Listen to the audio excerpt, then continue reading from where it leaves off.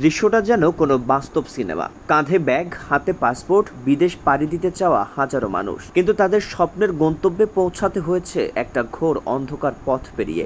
মালয়েশিয়ায় কাজের আশায় যারা পাড়ি জমিয়েছিল তাদের অনেকেই ফেসে গিয়েছিল এক দুর্ধর্ষ মানব পাচার চক্রের ফাঁদে। এই চক্রটি বছরের পর বছর ধরে গোপনে গড়ে তুলেছিল একটি বিশাল সিন্ডিকেট। সরকারি নিয়োগ ব্যবস্থার বাইরে গিয়ে তারা আদায় করেছে অতিরিক্ত 5 থেকে 6 লাখ টাকা করে প্রতিটি শ্রমিকের কাছ থেকে। শুধু কয়েকজন দালাল নয়, এই নেটওয়ার্কের পেছনে ছিলেন বাংলাদেশ ও মালয়েশিয়ার একাধিক প্রভাবশালী কর্মকর্তা।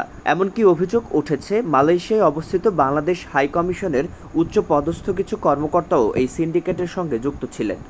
এই সিন্ডিকেটের নেতৃত্বে ছিলেন বাংলাদেশেরই দুই আলোচিত নাম আমিন ও স্বপন। তাদের হাত ধরে অসংখ্য শ্রমিক মালয়েশিয়ার শ্রমবাজারে ঢোকার চেষ্টা করেছেন, কিন্তু চরম মাশুল দিতে হয়েছে তাদের। কেউ কেউ নিজের বসতবাড়ি পর্যন্ত বিক্রি করে দিয়েছেন শুধু বিদেশ যাওয়ার আশায়। এই অন্ধকার গল্পে আলো এনেছেন একজন নোবেলজয়ী অর্থনীতিবিদ ডক্টর মোহাম্মদ ইউনুস। সাম্প্রতিক এক গোয়েন্দা তদন্তে ধরা পড়ে সিন্ডিকেটের কিছু গোপন অডিও ও প্রমাণ। এসব পৌঁছে যায় ডক্টর ইউনুসের হাতে। বিষয়টির গুরুত্ব বুঝে তিনি সরাসরি মালয়েশিয়ার প্রধানমন্ত্রী আনোয়ার ইব্রাহিমকে বিস্তারিত জানান। প্রধানমন্ত্রী আনোয়ার দেরি করেননি, সঙ্গে সঙ্গেই সিন্ডিকেট ভেঙে দেওয়ার নির্দেশ দেন। পাশাপাশি চালু করেন একটি স্বচ্ছ ও দালালমুক্ত নিয়োগ প্রক্রিয়া। নতুন নিয়ম অনুযায়ী মালয়েশিয়া সরকার এখন থেকে কেবল বাংলাদেশের রাষ্ট্রীয় মালিকানাধীন সংস্থা BOESL, বয়েসেল ও মালয়েশিয়ার নিজস্ব ডিজিটাল রিক্রুটমেন্ট সিস্টেমের মাধ্যমে শ্রমিক নেবে। এই সিদ্ধান্ত শুধু মানব পাচার ঠেকাবে না, ফিরিয়ে আনবে আস্থা ও স্বচ্ছতাও। অভিবাসন বিশেষজ্ঞরা বলছেন এটা হতে পারে দালালমুক্ত নিয়োগ ব্যবস্থার একটি মাইলফলক। তবে হুমকি এখনও আছে।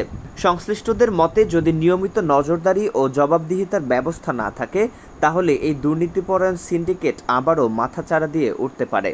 তাই প্রয়োজন দুই দেশের সরকারের কঠোর নজরদারি, দূতাবাসের আন্তরিকতা, মিডিয়ার তৎপরতা ও নাগরিক সমাজের সোচ্চার ভূমিকা। এই পদক্ষেপ শুধু প্রবাসী শ্রমিকদের স্বপ্ন বাঁচায়নি, বরং বাংলাদেশের জন্য এটি একটি গুরুত্বপূর্ণ বিজয়। এক দশকেরও বেশি সময় ধরে চলা এক অদৃশ্য দানবের বিরুদ্ধে এ যেন বিজয়ের সূর্যোদয়।